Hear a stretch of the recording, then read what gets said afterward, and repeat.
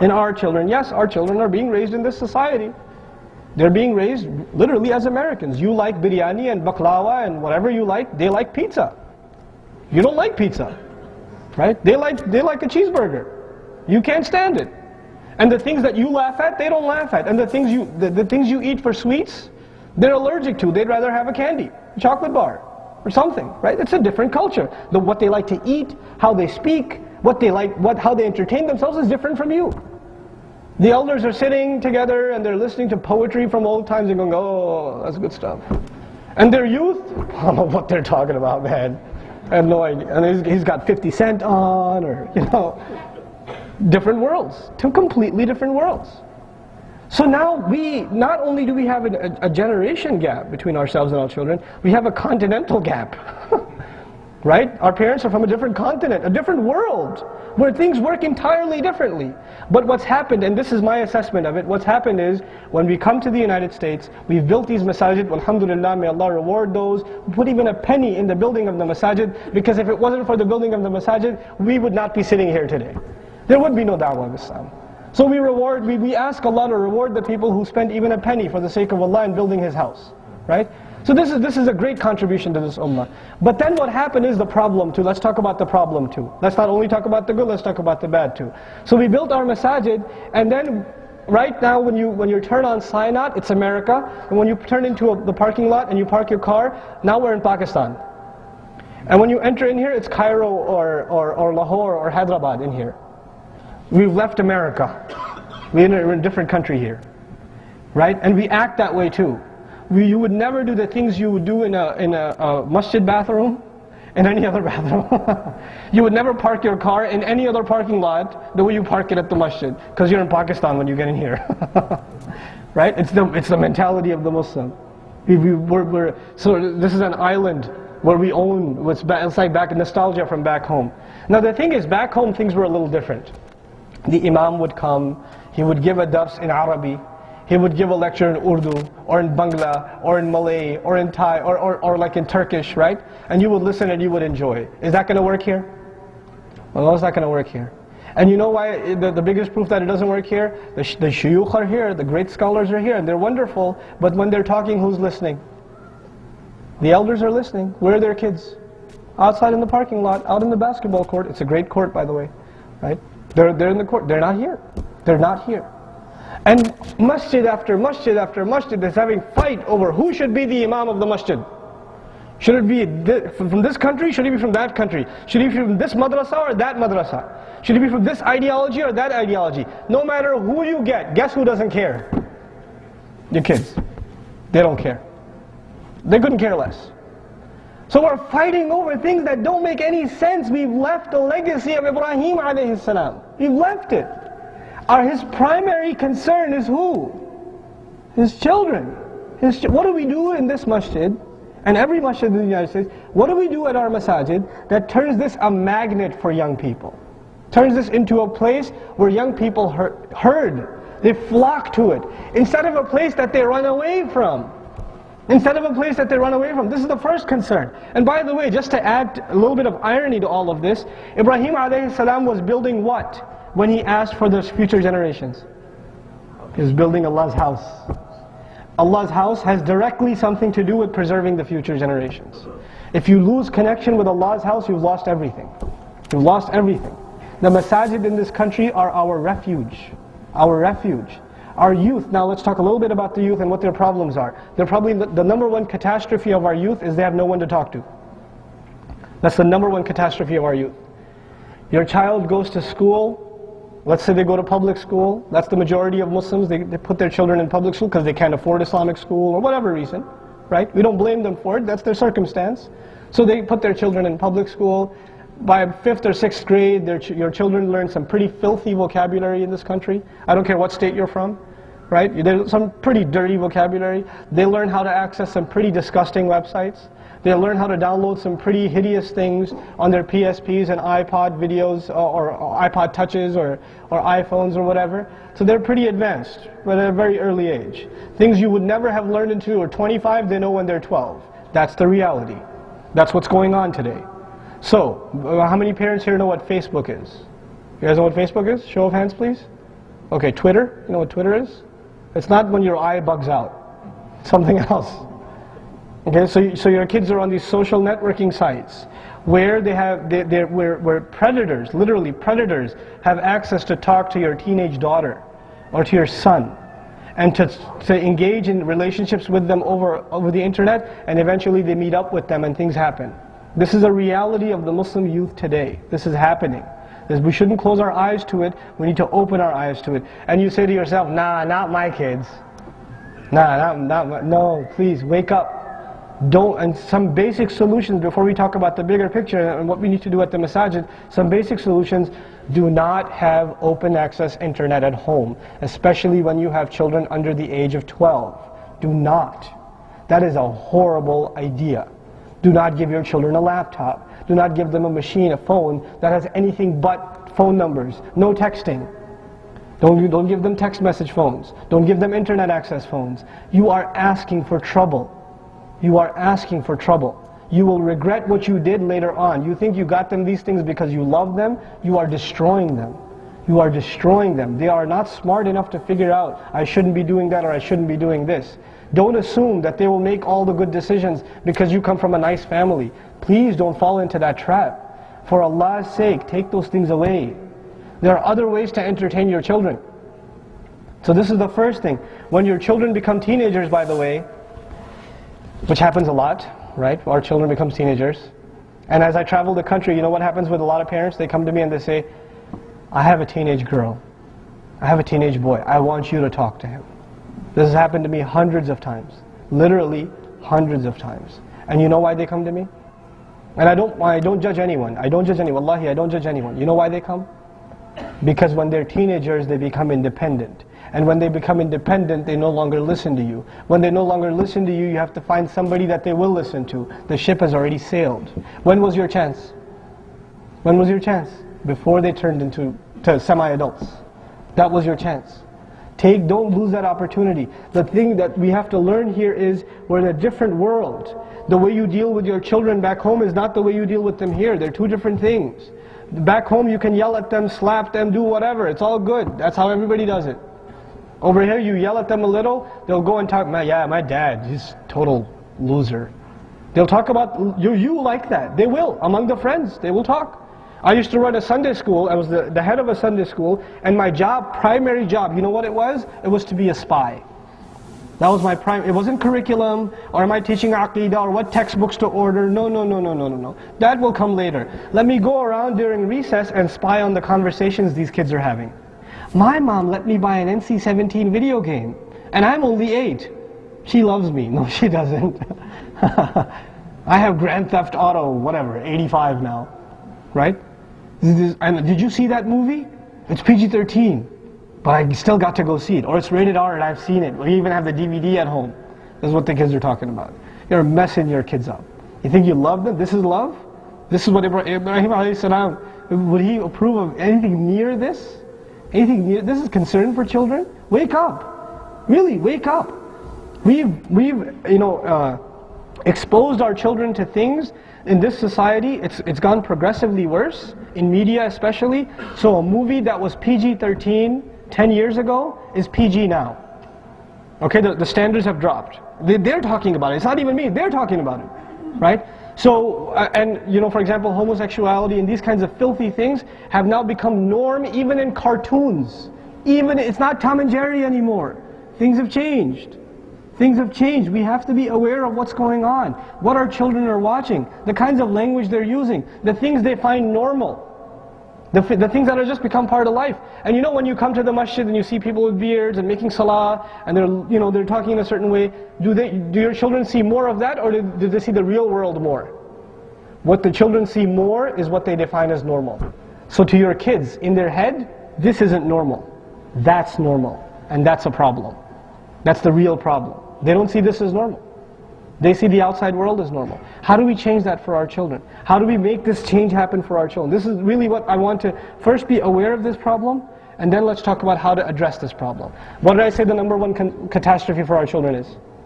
They have no one to talk to. They have no one to talk to. When your child goes to public school and sees a boy and a girl together, Or some girl comes up to your boy and says, you want to go to the prom?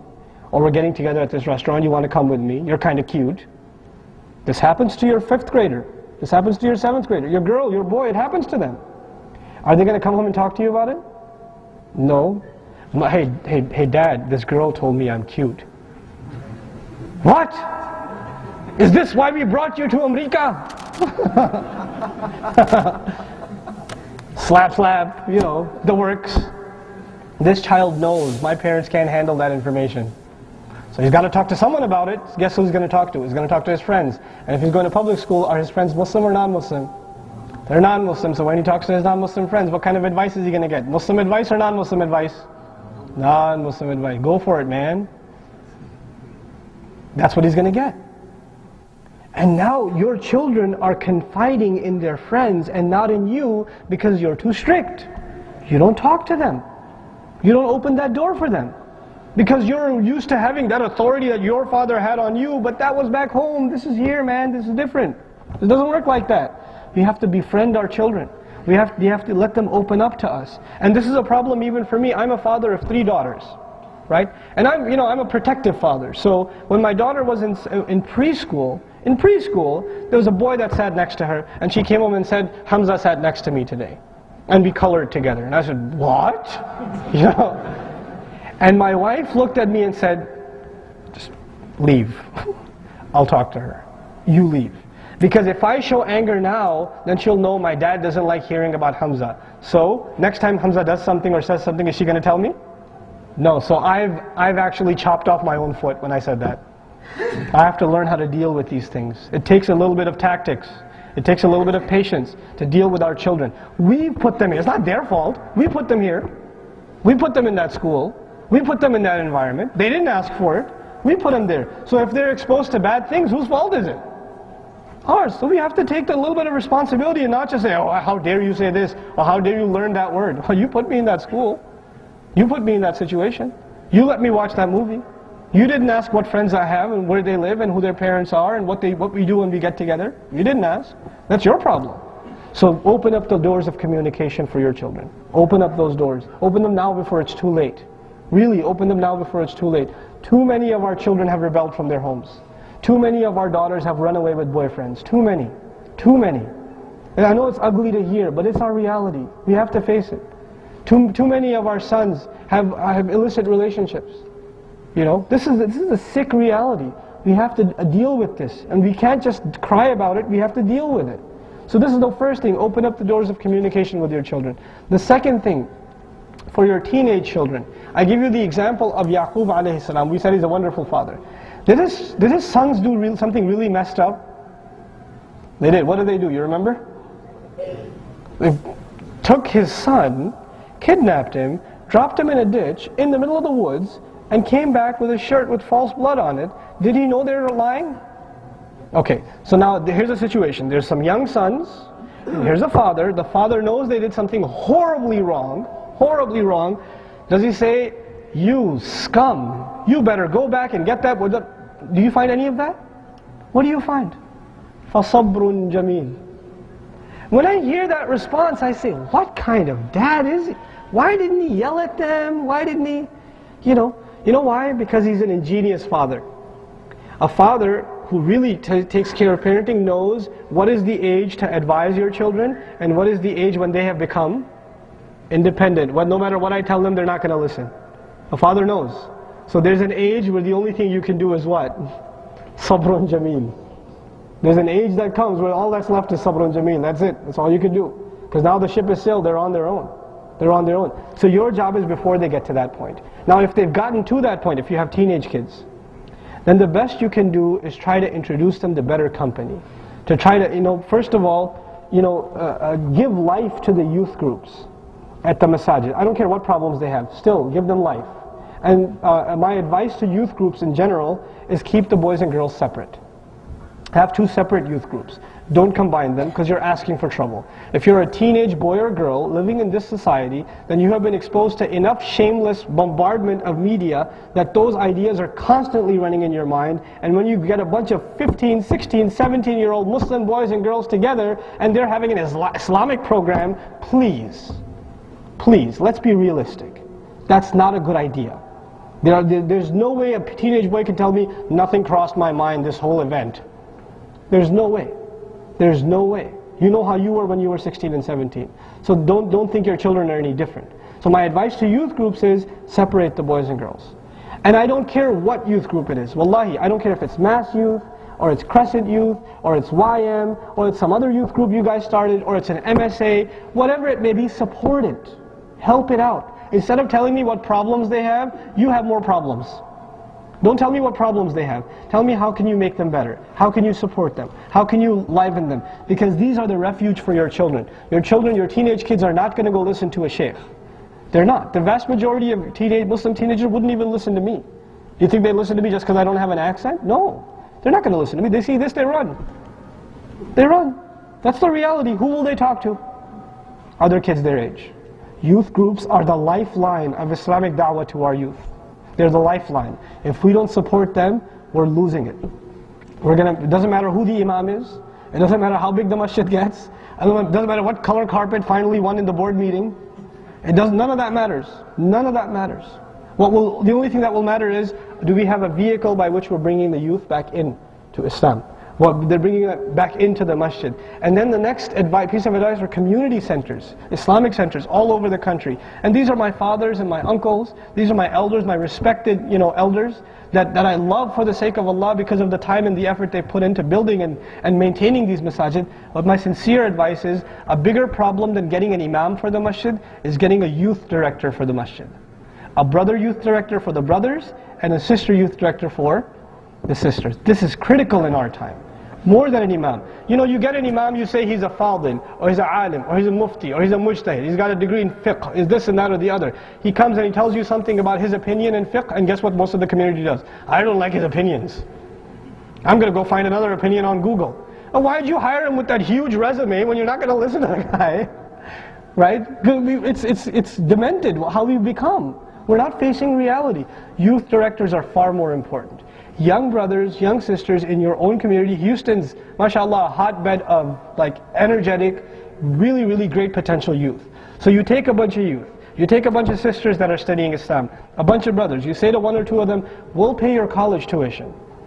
We'll take care of your college tuition. You become the youth director full-time for our masjid. You make sure a program is being done every week. You make sure that you take the kids out for some basketball or ice cream or a trip to the beach or whatever, or overnight or whatever. Every week something's going on, every 2 weeks something's going on. You take care of that, we'll take care of you. Because you're taking care of the children of our community. You have to think like this. We have to invest in people now. We have to invest in people. And there's no shortage of remarkable youth in Houston, wallahi. And there's a shortage in other communities. I look around the masjid, I don't see any young people. Here, mashallah, there's great potential in the youth, among the brothers and the sisters. So capitalize on it. Get over your fiqh debates. Whether it's 8 taraweeh or 20 taraweeh, your children don't care. That's a bigger problem. We can worry about those problems when times are good. These aren't good times. So whether Eid is Monday, Tuesday, Wednesday, Thursday, or Friday, it doesn't matter. Our children are more important. They're more important. Whether the guy is Hanafi or Shafi'i or Maliki or whatever you think he is, that's less important right now. Our children are more important right now. Let's prioritize. Let's really have the right priorities. If we don't take care of our children, these debates will die with us. And the next debates that are coming, if we don't take care of our children, has anybody heard of Irshad Manji? Right? There's 100,000 Irshad Manjis brewing. Right? When we don't take care of the Islam of our next generation, that's what happens. That's what's next. They're not just going to be in CNN, they're going to be board members at masajid. If we don't take care of business now. Think ahead. Think ahead. I was telling you in the khutbah of the churches in New York City that didn't think ahead. And what are they turned into now? They're nightclubs. Churches turned into nightclubs in the heart of New York City. One of the oldest Catholic communities in the country. And still, that's what ended up happening with them. So on the other hand, you have the masajid. I met this brother. Wallahi, when I met him, I went in a corner and I cried. I just cried. I met him in Las Vegas. And I was in Las Vegas for the Qu'ran conference. Don't get any ideas, okay? So, this is a few years ago. I was at the Qu'ran conference. And then there's this elderly fellow. He's about 80 some years old. He and his wife, a white couple, blonde, blue eyes, really light skin. They're sitting next to each other at the Qu'ran conference. And I'm sitting there and I was curious where they came from. So I went over and I said, you know, how are you? They said, Assalamu alaikum. I said, wa alaikum salam. So I was already surprised. Muslims, mashallah. So I started talking to them, and they said, yeah, well, what happened was, you know, he told me his name. I forget his name, but it was some Russian or some kind of Slavic descent. But his great-grandfather was actually a Muslim. And their family came to the United States some 150 years ago. And in 2 generations they lost Islam. Right? And then they were raised as just another Christian family. And he was doing research on his family tree. So he dug up some stuff in his attic and found out that his great-grandfather was actually a scholar of Islam. And then he started looking into Islam, and he found truth in it and took the Shahada, reviving his great-grandfather's tradition, and his wife came to Islam too, and then they live in Massachusetts somewhere. So they decide they're going to buy a Humvee, and they're going to travel the entire country, stopping at every masjid they find. Subhanallah. And they were in Vegas at that point. Subhanallah. But you know, Allah guided these people, Allah had written that for them. But you know that alim who came to the US, do you think he intended that his children would lose Islam one day? He didn't. And he didn't think that was a problem maybe. Just like we think it's not, you're making a big deal out of nothing. If you could just see 50 years in advance, if you could just see 50 years in advance. The last thing I'll share with you inshallah, and we'll open it up to some discussion we can have together, bi'idhnillah, is a social statistic. This a social statistic was conducted by sociologists about the Orthodox Jewish community in the East Coast of the United States. You know, in New York and other places like Massachusetts, the Jewish community, the Orthodox Jewish community is very strong, right? Some parts of Brooklyn you feel like you're driving in Tel Aviv, right? That's how it feels. So now, in that strong Jewish community, the sociological analysis was, in 60 years, there will be no Hasidic Jews in New York. In 60 years. That's not a long time. And they're far more organized than we are. And they have far more infrastructure and yeshiva institute. I used to live in Forest Hills, and in a 13 block street, there's like 6 synagogues. They're very organized. And they have infrastructure, right? And the claim is, they're losing their youth. And in 60 years there won't be any left. They're going to lose their orthodoxy, their traditional Judaism. They're going to lose it in this country. That's the claim that's being made, subhanallah. And that's a community that's much older than we are, and much more organized than we are, and much better funded than we are, because riba is not a problem. Right? But on our side, subhanallah, we have much less resources. We only have tawakkul in Allah. Again, I started with it, I end with it. Don't underestimate the power of dua. Do not underestimate the power of dua. But we have to now start thinking bigger. We have to start thinking, how do we solve this problem? How do we connect to our children? How do we open the doors of the masajid to make the children a better place? Of the people that are going to be watching this on video, inshallah, if your masjid does not have a basketball court, get a basketball court. A professional one. Raise the funds for that first before the chandelier. The chandelier can wait. It'll be off most of the time anyway, because you're going to whine that it causes too much electricity bills. So don't worry about the chandelier. Worry more about the basketball court. Worry more about the soccer field. Worry more about the sports facilities that the kids can come hang out with. And even if they don't come and pray, if they're just here, it's better than them being at the club. So let's be realistic, right? And for the girls, you know, have lounges or places the girls can hang out at the masjid, where they can just be by themselves and they can just do their homework there, talk to other Muslim girls there. So they're not at the mall. So they're not hanging out with non-Muslim girls. They have a safe refuge at the masjid. We have to start thinking like this, because this is America. We need refuge. This is not Pakistan, because in Pakistan you would never think of, you know, somewhere to play at the masjid. Astaghfirullah. How can that be? But here, we have to draw them in. We have to. If we don't, where are they going to go? Where are they going to go? So we have to start thinking, inshallah ta'ala, along these lines. May Allah Azza wa Jal make all of us sincere in our efforts. May Allah Azza wa Jal reward us for whatever little we get done. May Allah protect us, and especially our youth and our future generations, that they may become ambassadors of this deen in this land, and make this a permanent fixture, make this land a land of Islam when the time comes, inshallah ta'ala. Subhanakallahumma wa bihamdik, nashhadu an la ilaha illa ant, nastaghfiruka wa natubu ilayk, inshallah ta'ala.